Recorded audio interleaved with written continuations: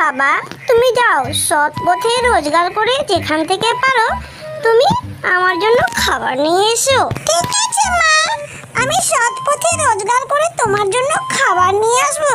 আমি এখন যাচ্ছি মা, টাটা, বাই বাই। যাও বাবা, তুমি আমার জন্য রোজগার করে হোক, চুরি করে হোক, ডাকাতি করে হোক, যেখান থেকে হোক তুমি আমার জন্য খাবার জোগাড় করে নিয়ে এসো।